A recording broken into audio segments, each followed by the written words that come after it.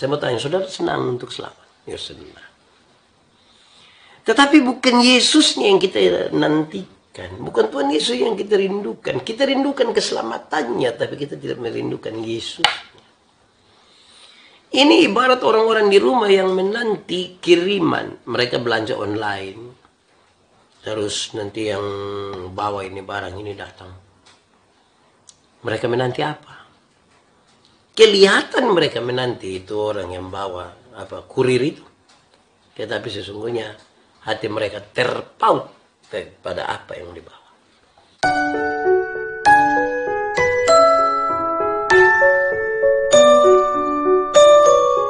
Wahyu pasal 3 ayat yang ke-20.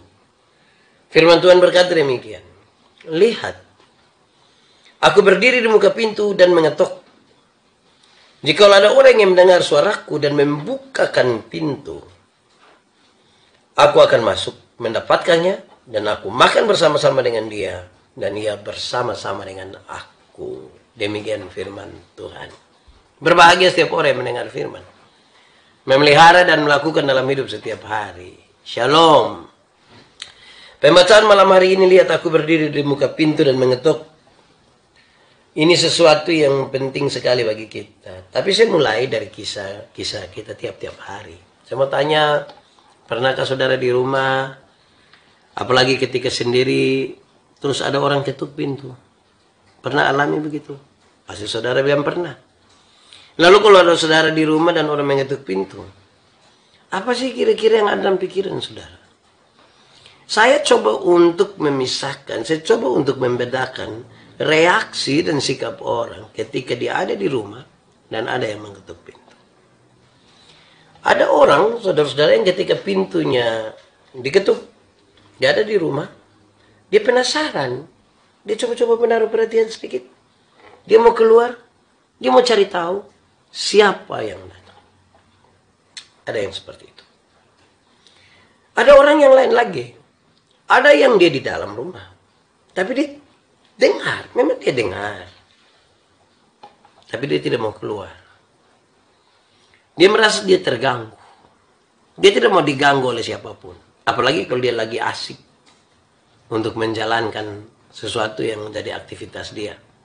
Apalagi kalau dia sendiri di rumah. Pasti dia agak sedikit mengomel, oh, siapa yang mau datang? Apalagi itu terjadi di waktu malam misalnya. Atau siang ketika dia istirahat siang. Ada orang yang kira-kira seperti itu. Ada kelompok yang berikut. Ada kelompok di mana memang dia tidak dengar. Dia tidak dengar sama sekali ada ketukan pintu di luar. Dia tidak dengar. Mungkin karena dia tidur. Mungkin karena dia sementara mendengar musik atau menonton televisi. Sehingga dia tidak dengar. Ada yang mengetuk. Saya tidak tahu kita ada di mana. Tapi seringkali dalam kehidupan setiap hari ini berlangsung. Kadang-kadang memang kita dengar, kadang-kadang kita tidak dengar, kadang-kadang kita penasaran untuk membuka pintu, kadang-kadang kita justru tidak senang untuk buka pintu. Nah, saudara-saudara, selanjutnya pembacaan ini mau menolong kita bahwa Tuhan Yesuslah yang sekarang mengetuk pintu. Saya mau menggambarkan kalau Tuhan Yesus mengetuk pintu. Ini hal yang kemudian harus dilihat sebagai apa? Apa sih relasi kita dengan Tuhan Yesus? Saudara harus berpikir kembali. Saudara percaya Tuhan Yesus atau tidak? Bagaimana relasimu, relasi saya, relasi kita semua dengan Tuhan Yesus? Karena itu akan turut sekali membentuk sikap kita dan reaksi kita terhadap ketukan itu. Kita baca ini dalam konteks Wahyu. Menggambarkan sesungguhnya tentang kedatangan mempelai laki-laki. Mestinya kalau relasi kita itu cukup kuat, cukup baik dengan Tuhan Yesus, kedatangan seorang kekasih hati itu kedatangan yang sangat dinanti-nanti. Sesuatu kedatangan yang diidam-idamkan. Bahkan mungkin beberapa orang ingin supaya mempelai laki-laki itu cepat-cepat datang. Dia mau supaya mempelai itu datang. Saudara bisa bayangkan? Kalau kita pakai kisah ini, maka ada dua sesungguhnya reaksi. Kalau orang dengar ada ketukan, dia tahu ada seseorang yang datang. Siapa orang yang datang itu dia tahu. Ada dua sikap yang diambil. Pertama, kalau orang yang datang itu loh orang yang dinanti-nantikan. Orang yang dia kasih, orang yang dia senang. Oh, dia menanti sekali itu. Dia mau, bahkan dia senang. Mungkin pintunya dibuka lebih duluan. Bahkan ketika orang belum ketuk, dia masuk langsung. Terus sampai belakang. Dia senang kan. Tetapi ada juga yang memang kita tahu siapa yang datang. Tapi hati kita sesungguhnya tidak mau terima dia. Kita tahu. Tapi kita tidak mau terima dia. Kenapa kita tidak mau terima? Kan kita merasa terbeban sekali. Ini orang yang datang ini kalau dia cerita terlalu lama lah. Ini orang yang datang ini kalau dia datang dia tidak mau pulang-pulang. Kita mau istirahat dia datang terlalu lama. Kita tahu dia siapa. Ini sekarang Yesus. Kehadiran Tuhan Yesus di dalam hidup kita. Jangan-jangan menjadi sebuah kehadiran yang membebani kita. Saudara-saudara, itu mungkin terjadi. Iya, sangat mungkin terjadi. Sebab banyak orang tidak suka kehadiran Yesus. Kenapa? Kisah ini terjadi di jemaat Laodikia. Sebuah jemaat, saudara-saudara, di mana aktivitas dan kesibukan ekonomi sangat tinggi. Saudara tahu bahwa di satu tempat di mana aktivitas dan kehidupan ekonomi yang sangat tinggi membuat orang akan menaruh perhatian itu pada bisnis. Orang akan memanfaatkan semua hal, semua cara, semua komoditi untuk kepentingan bisnis. Mungkin juga ibadah akan menjadi sesuatu yang tidak terlalu penting. Mungkin saja ketukan pintu itu tidak terlalu akan ditanggapi. Kecuali kalau itu punya relasi bisnis. Ini terjadi di satu tempat yang tingkat kesibukannya tinggi sekali. Di bidang ekonomi. Yang kemudian membuat orang dalam pembacaan ini. Kalau kita baca ayat-ayat sebelumnya. Mengatakan bahwa kita ternyata panas tidak. Dingin tidak. Menanggapi sesuatu secara iman ya. Orang cenderung dalam situasi itu mereka sibuk dan mungkin kesibukan bisnis mereka itu terlalu bising, sangat ribut, sampai ketukan pintu itu tidak terdengar. Ya kalau sampai mereka harus beribadah, mungkin itu hanya sekedar karena sebuah kebiasaan. Kalau mereka harus menanggapi, mungkin itu karena sesuatu yang sangat bersifat organisatoris.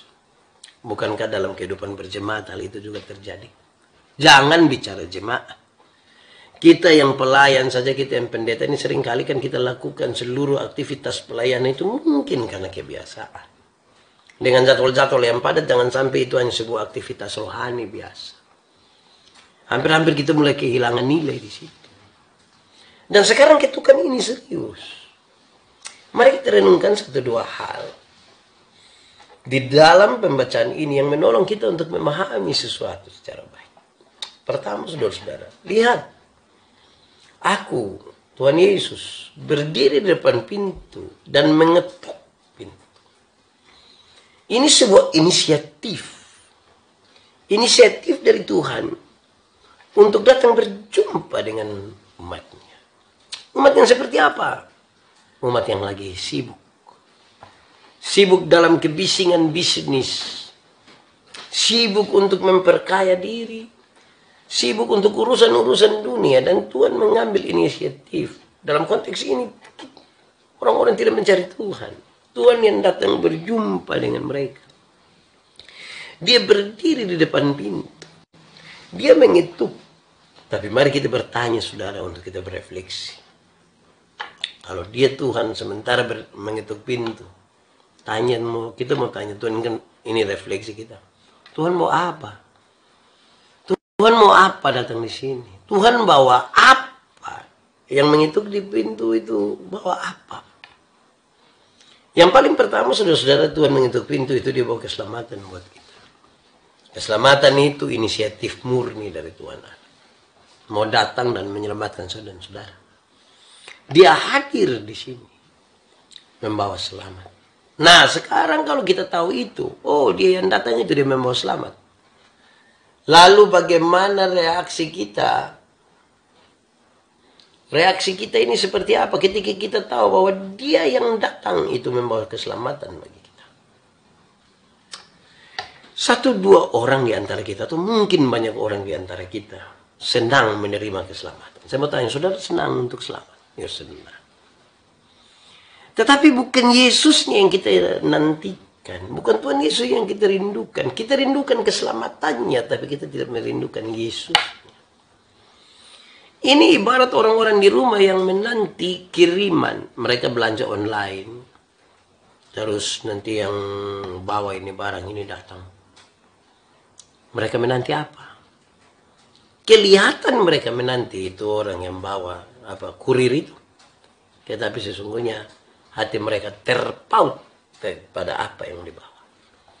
Setelah dia terima itu kiriman, tanda tangan habis, kan kurirnya pulang.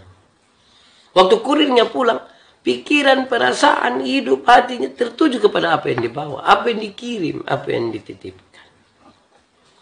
Berarti Yesus itu tidak menjadi penting. Saya bicara di mana-mana Tuhan, Yesus itu bukan jalan saja. Dia bukan jalan. Dia menjadi tujuan. Jangan sampai kita mau keselamatan, tapi Yesusnya kita tidak suka. Oh, bisa. Bisa. Ada orang tuh kan mau yang baik saja, yang selamat, yang indah, yang sehat. Tapi Yesusnya dia tidak suka. Saudara, mari kita lihat lebih. Saya mencoba untuk membawa kita memahami begini, saudara. Sekarang kita sudah bukakan pintu. Tuhan Yesus telah bawa sesuatu di situ. Lalu apa sih mau Tuhan Yesus selanjutnya? Pembacaan tadi mengisyaratkan. Dia mau makan bersama-sama dengan kita. Kenapa makan minum itu yang dipakai? Saya membayangkan saudara-saudara bahwa ketika Yesus mau makan minum dengan kita, makanan itu kan sebuah kebutuhan yang sangat mendasar. Makanan itu sesuatu yang penting dalam hidup kita. Makan minum itu aktivitas tiap-tiap hari yang tidak tergantikan. Siapakah di antara kita yang tidak makan? Semua kan makan. Siapakah di antara kita yang seumur 50 tahun jadi dia bilang, aduh saya tidak makan seumur 50 tahun ini. Saya makan dari kecil-kecil, dari 50 tahun makan, mulai besok saya tidak makan lagi. Tidak. Tetap akan makan. Orang yang diet, sekalipun dia mau diet kemanapun, tetap makan juga. Itu berarti Tuhan Yesus mau untuk masuk pada hal-hal yang menjadi aktivitas rutin tiap hari, yang menjadi kebutuhan dan tidak tergantikan. Tuhan mau ada di situ. Bersama-sama dengan kita dalam aktivitas rutin tiap hari, itu menjadi kebutuhan, itu tidak tergantikan. Sekarang saya persilakan saudara, renungkan apa aktivitas hidup saudara tiap hari, yang itu sekaligus menjadi sebuah kebutuhan, itu pun tidak tergantikan. Saudara renungkan. Apa sih? Oke, kalau saudara sudah dapat, sekarang saya bertanya, maukah dalam aktivitas itu bersama-sama dengan Tuhan Yesus? Mau atau tidak? Kita bisa saja mengatakan mau, tapi sikap kita mungkin menolak dia. Kenapa? Karena setelah dia makan bersama-sama dengan kita, dia bukan pulang. Dia tidak makan habis kok pulang. Dia mau terus bersama-sama dengan kita. Disinilah terjadi sikap-sikap yang mungkin akan menolak Yesus. Kenapa begitu, saudara? Di mana Tuhan Yesus ada, mestinya kerajaan Allah berkuasa di sana. Sekali lagi saya ingatkan kita. Kerajaan Allah itu sangat berkaitan dengan kepemimpinan mutlak dari Allah. Dia sekarang mengetuk pintu. Dia masuk sampai kebutuhan-kebutuhan paling mendasar dalam hidup kita. Lantas dia mau tinggal dengan kita dan dia memerintah di sana. Berapa banyak orang mau supaya Tuhan memerintah atasnya. Kerajaan Allah dikaitkan dengan sebuah pemerintahan mutlak dari Allah yang penuh kasih, penuh keadilan, penuh keberpihakan. Melakukan berbagai hal dalam kejujuran, tanpa penipuan, dan lain sebagainya. Siapa di antara kita yang mau begitu? Kita mau bahagia, kita mau sukacita, Kita mau senang, kita ingin dalam sebuah kondisi seperti surga, tapi kita tidak mau tunduk kepada pemerintahan Allah di dalam kerajaannya. Inilah yang saya sebut sebagai sikap-sikap penolakan. Banyak orang lebih percaya kepada sikap dirinya, pemerintahan dirinya. Banyak orang lebih percaya kepada apa yang dia pandang baik dan bukan apa yang Tuhan pandang baik. Banyak orang cenderung tanpa sadar, tapi tanpa sadar, menolak Tuhan dalam sikap tingkah lakunya. Dia mau menggunakan apa yang dia pandang baik. Yang dia rasa itulah kehidupan. Nah, saudara-saudara, itu jadi masalah. Lalu orang bertanya kepada saya, Pak Pendeta, dia ketukin di pintu mana? Bagian yang kedua itu kan kita lihat sekarang. Waktu mendengar ada ketukan itu, saudara, kita diberi kesempatan untuk mengambil keputusan.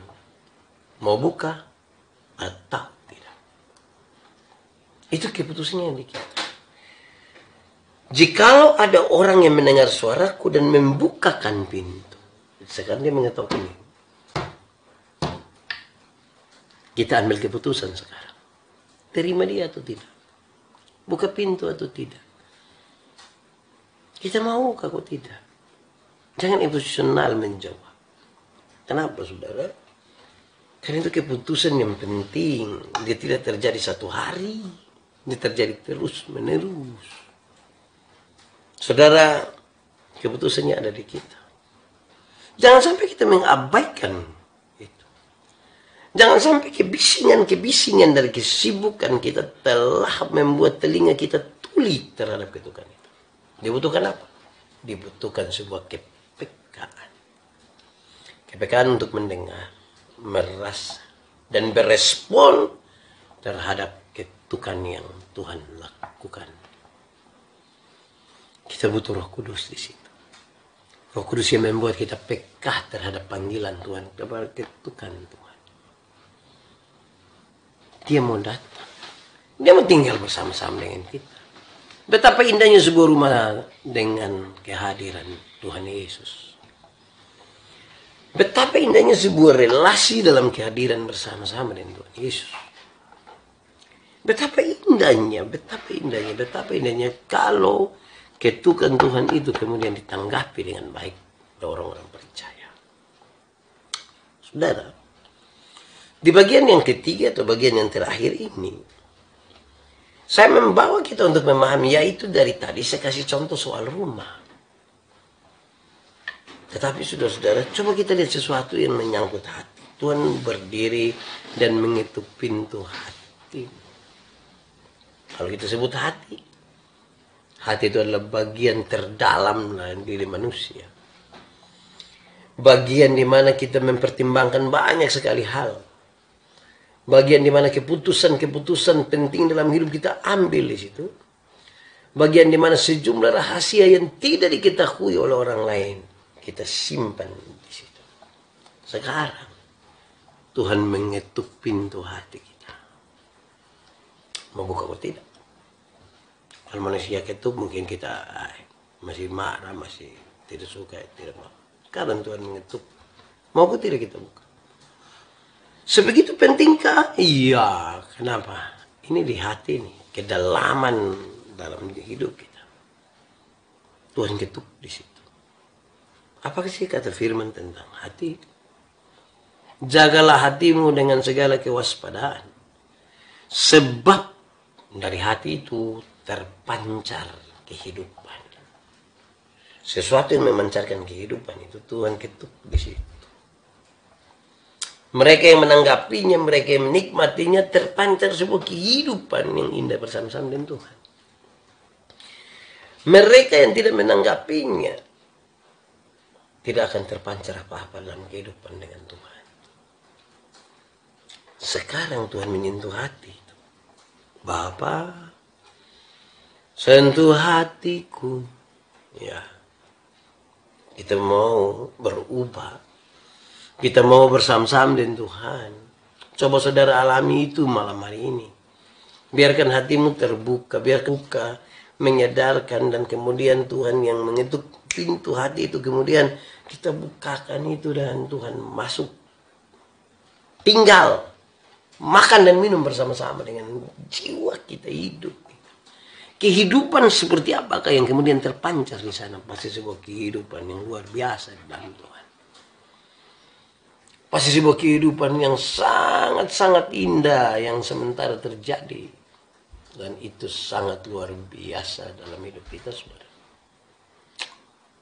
Apa sih yang sekarang bisa kita lakukan lebih lagi dari kehadiran Tuhan Yesus Kristus di dalam hidup kita?